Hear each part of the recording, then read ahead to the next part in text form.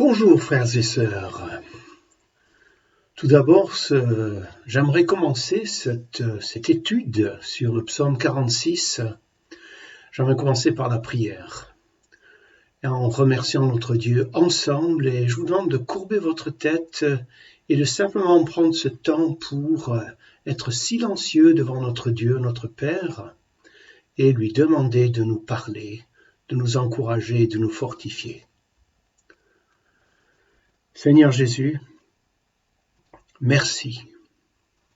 Merci pour ta parole que tu nous as donnée.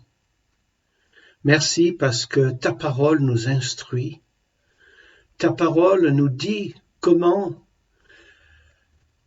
ceux qui t'ont suivi avant nous t'ont suivi. Ta parole nous donne leur histoire. Et Seigneur, de leur histoire, nous tirons le courage pour aujourd'hui. Nous tirons des leçons pour aujourd'hui. Et Seigneur, veuille enseigner aujourd'hui, au travers de moi, ce psaume 46, afin que chacun soit encouragé aujourd'hui, Seigneur. Et je te remercie pour ton Saint-Esprit qui prend ce message et qui va bien au-delà de tout ce que je peux attendre et de tout ce que tu peux faire, parce que c'est toi qui vas le faire, Seigneur. Merci pour ta présence et merci pour ton onction, Seigneur. Amen. Vous venez d'entendre ce cantique, un rempart est notre Dieu. Et on va parler un petit peu de ce cantique durant ce message. Alors, après le message, je vous encouragerai à retourner en arrière dans le déroulé du culte et à regarder de nouveau et à écouter de nouveau ce cantique, parce que les paroles sont fortes et sont puissantes. Et nous allons voir pourquoi Martin Luther a écrit ce chant, ce fameux hymne, connu comme un hymne de la Réforme.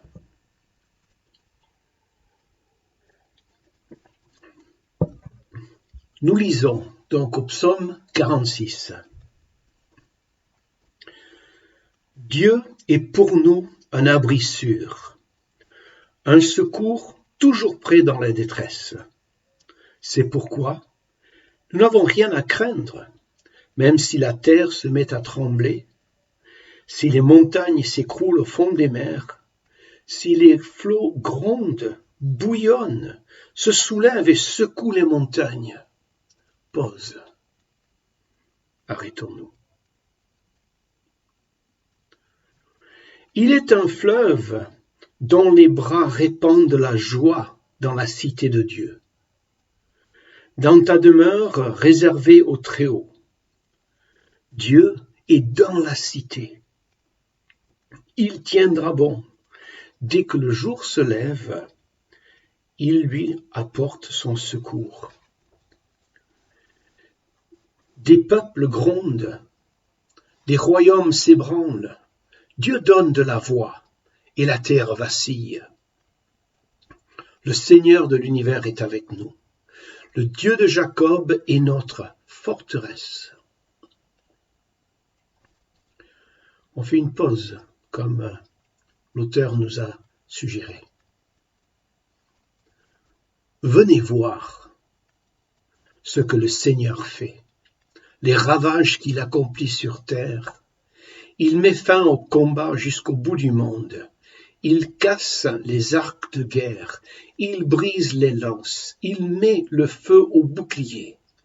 Arrêtez, crie-t-il, et reconnaissez que je suis Dieu. Je domine les peuples, je domine la terre. Le Seigneur de l'univers est avec nous. Le Dieu de Jacob est notre forteresse. Je viens à ce psaume parce que dans les 2 semaines précédentes, dans des cultes personnels que je suis pour ma méditation personnelle, 2 fois, ce psaume était dans les méditations. Et j'ai beaucoup apprécié ce que ces méditations m'ont apporté au travers de ce psaume, vu nos circonstances notre vie et ce que nous vivons en France et dans d'autres pays. Donc, je voulais prendre ce psaume et apporter quelques réflexions. Dieu est notre refuge. Alors, dans la version que j'ai lue, c'est Dieu est pour nous un abri. Une autre version dira Dieu est notre refuge. Et alors, on peut voir cette déclaration Dieu est notre refuge comme un couteau qui coupe dans la noirceur, qui coupe dans la noirceur personnelle. Et il vient comme un rayon de soleil pour transformer les ténèbres en lumière. Dieu est notre refuge et notre force. Et au milieu de peut-être des ténèbres, des incertitudes que nous vivons, cette expression vient, cette vérité vient. Dieu est notre refuge. Alors, une autre traduction dira « Il est notre forteresse ». Imaginez-vous, vous vivez dans une ville fortifiée, assiégée par une armée étrangère. Au bas des murs, des soldats qui marchent, qui grouillent sur les quatre côtés de la forteresse. Les remparts de siège sont en construction et la terreur des tirs de flèches enflammés de l'extérieur la nuit. Ajoutez à cela le manque de nourriture, la perspective de la mort ou de l'esclavage, des familles ravagées et la perte de communication avec le monde extérieur. Vous vous concentrez sur le malheur imminent. Vous avez perdu la posture offensive dans la vie. Tout ce que vous pouvez faire, c'est vous asseoir et attendre. Les circonstances vous obligent à être sur la défensive. Votre destin est vraiment hors de votre contrôle. Pouvez-vous survivre à l'ennemi? Le siège s'éternise. Les circonstances dépressives ne cessent d'arriver. Forcé de maintenir une posture défensive et de survie, vous n'êtes plus joyeux ni optimiste. Les humeurs dominantes, peut-être le désespoir, peut-être le découragement, peut-être la peur. Dans cette ville assiégée, il n'y a pas de sécurité. Les gens ont peur de l'avenir. Leur sécurité est fragile et précaire. Dieu est notre refuge et notre force.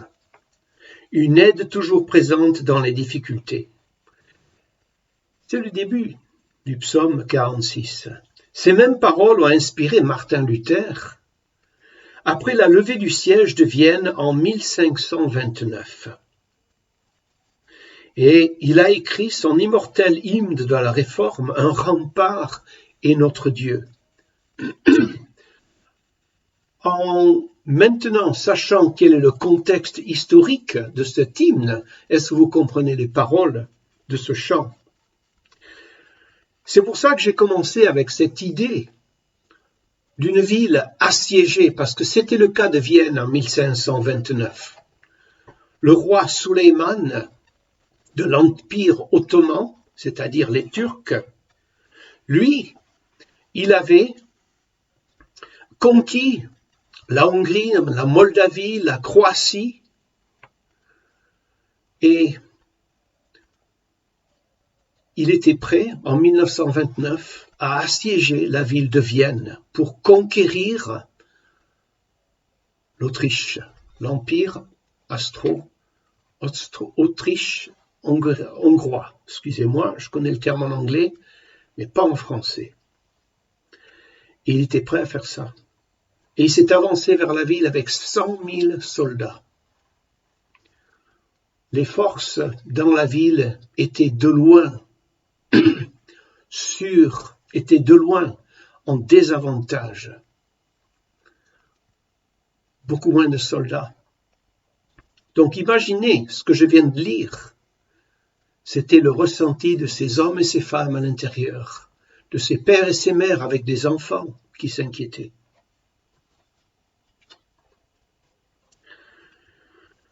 Et la ville de Vienne a été sauvée par plusieurs choses. Une intervention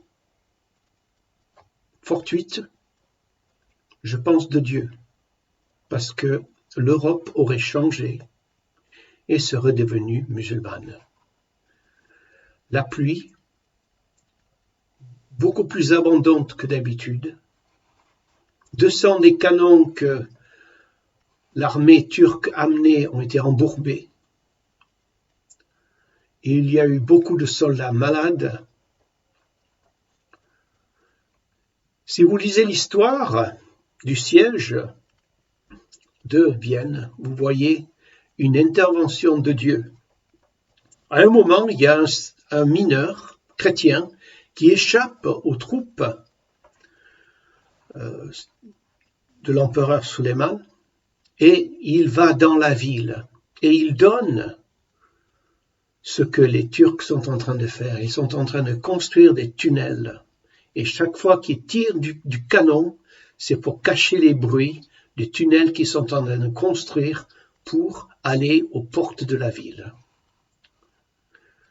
C'est une série, cette histoire d'événements, d'interventions où Dieu a vraiment sauvé. Et à la fin de ce siège, Martin Luther écrit cet hymne à la gloire de Dieu pour dire combien Dieu avait été fidèle pour sauver cette ville. Un rempart est notre Dieu. Nous nous retrouvons en lui.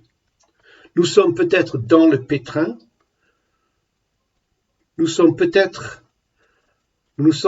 parfois en dehors des soins de Dieu, mais nous sommes protégés de la protection et de l'amour de Dieu. Nos ressources ne dureront pas, mais sa force le fera. À notre heure de crise, nous sommes dans le besoin.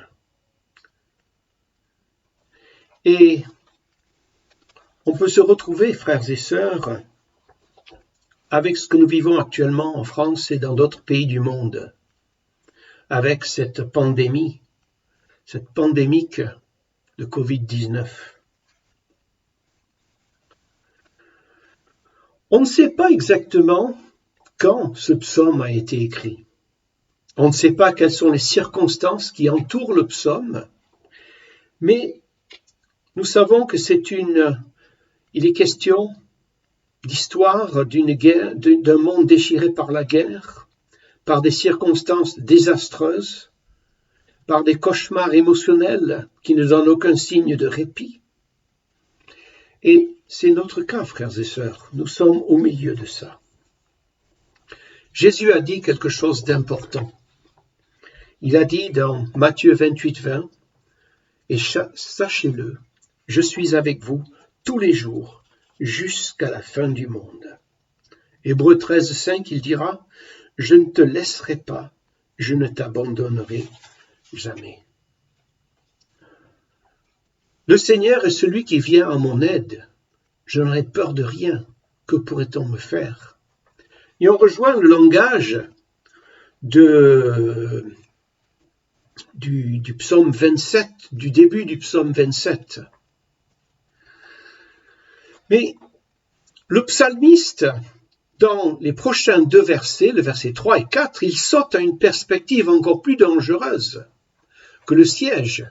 Un tremblement de terre horrible dans lequel les montagnes s'effondrent dans la mer, les tsunamis rugissent et les montagnes tremblent. À un tel moment, il déclare « C'est pourquoi nous n'avons rien à craindre ».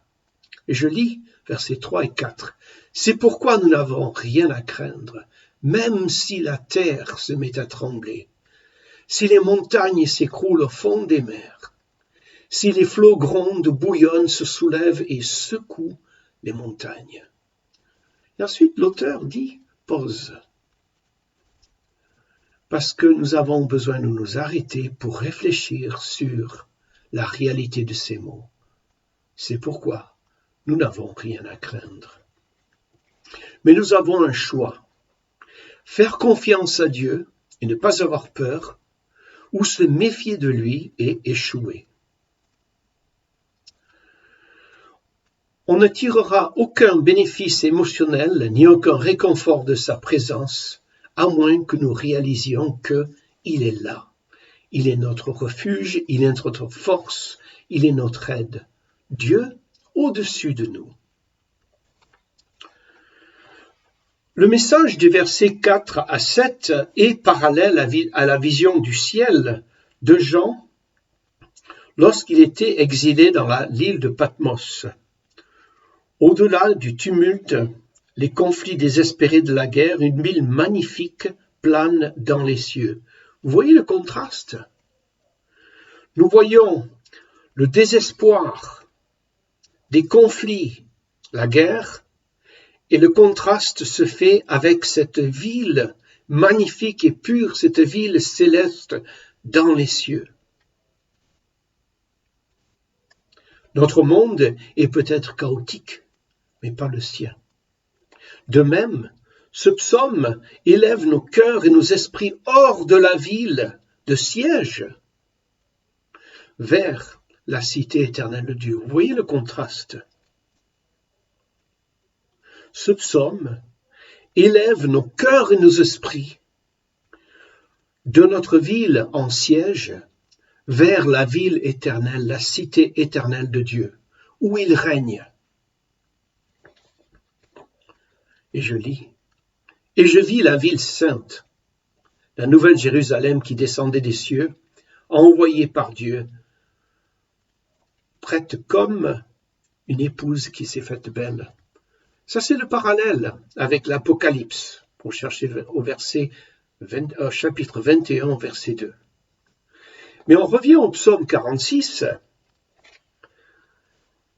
Il est un fleuve dont les bras répandent la joie dans la cité de Dieu, dans la demeure réservée au Très-Haut. Dieu est dans la cité, elle tiendra bon. Dès que le jour se lève, il lui apporte son secours.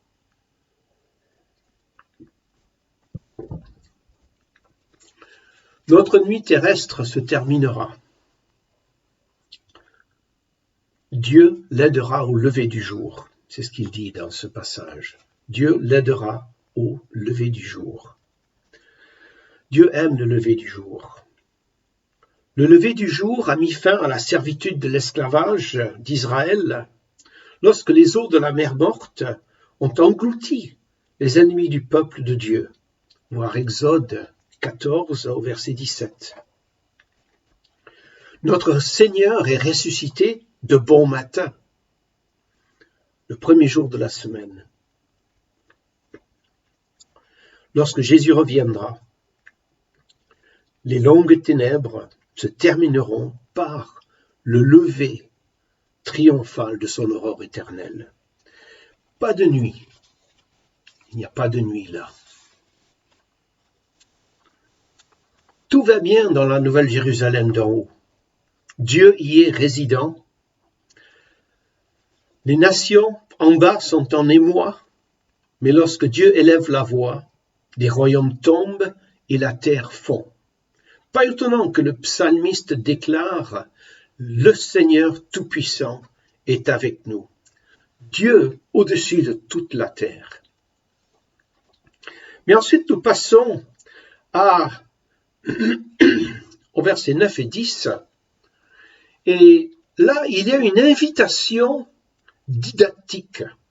Je vous lis d'abord les deux versets 9 et 10. « Venez voir ce que le Seigneur fait, les ravages qu'il accomplit sur terre.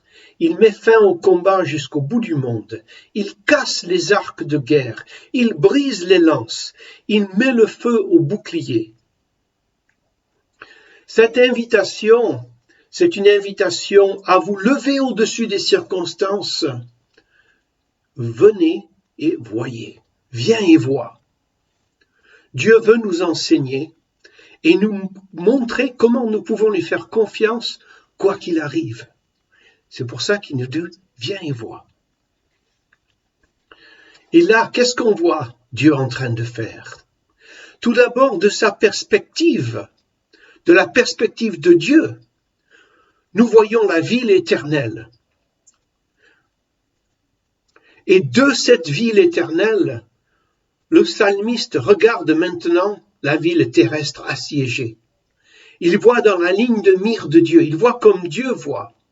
Pas seulement le seul endroit où l'enfer se déchaîne dans ce siège, mais il voit la perspective plus large pour nous aider à comprendre ce que Dieu est en train de faire.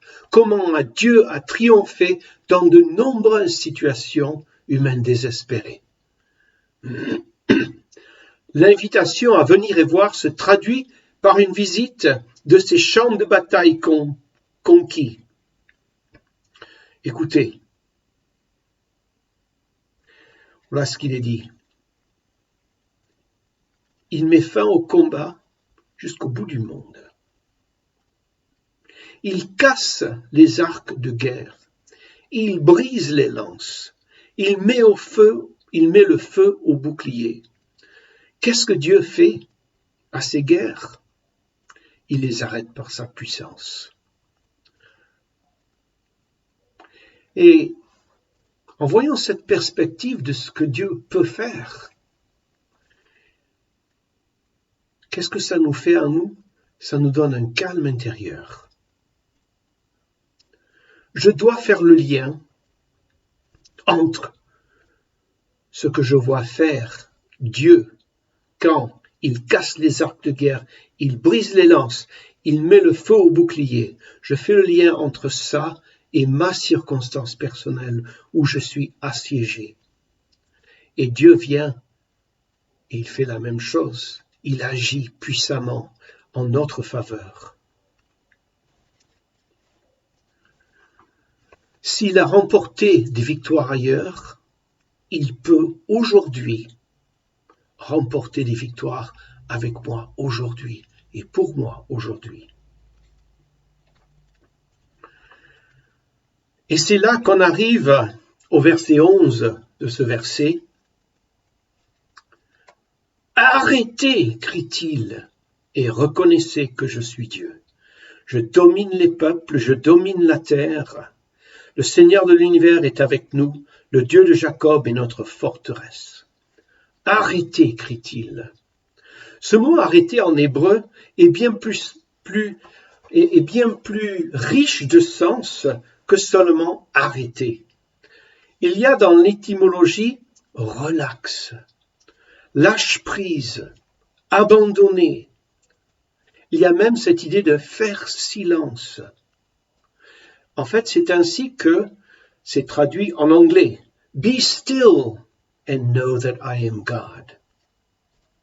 C'est-à-dire, arrêtez-vous, soyez silencieux et sachez que je suis l'Éternel, que je suis Dieu. Et le Seigneur nous encourage, le Seigneur nous parle au travers de sa parole aujourd'hui. Et j'espère qu'il vous encourage comme il m'a encouragé personnellement au travers de ce psaume. C'est pour ça que je le partage avec vous. Je partage avec vous ce qui m'a encouragé personnellement. Mais pourquoi il dit le Dieu de Jacob? Et là, pourquoi mentionner Jacob? D'habitude, on mentionne le Dieu d'Abraham, d'Isaac et de Jacob. Mais là, le Dieu de Jacob est notre forteresse. Pourquoi mentionner Jacob? Jacob était un homme qui a lutté et qui a gagné. Il connaissait l'insécurité de ne pas être l'enfant favorisé. Il connaissait l'insécurité d'être un fugitif de la colère de son frère. d'être trompé, d'être dupé. Il connaissait la perte. Sa femme bien-aimée et la mort présumée de son adorable fils, Joseph, vous vous souvenez. Mais sans ces luttes, Dieu lui serait resté comme le Dieu de mon père Isaac et de mon grand-père Abraham. Mais au travers de ces luttes, le Seigneur est devenu très réel pour lui. Frères et sœurs, au milieu de notre lutte aujourd'hui, en ce moment, Dieu est en train de devenir encore plus réel et fidèle pour chacun de nous. Il nous apprend sa fidélité chaque jour. Je termine dans 1 minute. 1 Pierre 1,6 nous dit « Débordez de joie, même s'il faut que maintenant vous soyez attristés pour un peu de temps par des épreuves de toutes sortes. L'or lui-même qui pourrait être détruit est pourtant éprouvé par le feu. De même votre foi, beaucoup plus précieuse que l'or, est mise à l'épreuve afin de prouver sa valeur. C'est ainsi que vous recevrez louange, gloire et honneur. Vous l'aimez, même sans l'avoir vu. Vous mettez votre foi en lui, même sans le voir encore. » Prions ensemble, frères et sœurs. Et je vais lire cette phrase, cette prière, comme une prière réponsive. Ou réponsive. Et je vais lire une phrase et je vous demanderai, là où vous êtes assis, en train de regarder ces messages, de redire cette phrase à votre Dieu. Seigneur, mon âme veut tout sauf rester tranquille.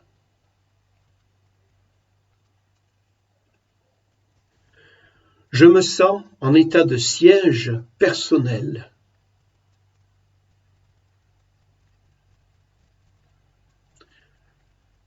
Et je me sens menacé dans mon bien-être. J'ai des anxiétés, des cauchemars. Mais j'ai de l'espérance aujourd'hui grâce à ta présence dans ma vie.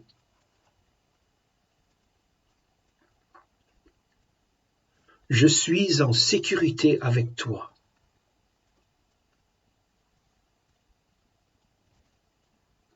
Tu es ma forteresse, tu me fortifies et tu me sécurises.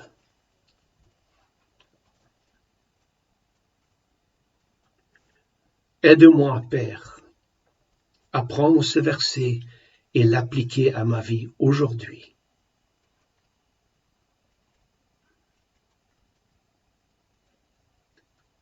Et je reprends l'avant-dernier verset, dit d'une manière un peu différente. Mais suivez avec moi, s'il vous plaît. Arrêtez. Calmez-vous. Faites silence et reconnaissez que je suis Dieu. Père, aide-moi, aide-nous à chaque moment à choisir à te faire confiance. Ô Seigneur, je te prie de ma voix. Amen. Amen.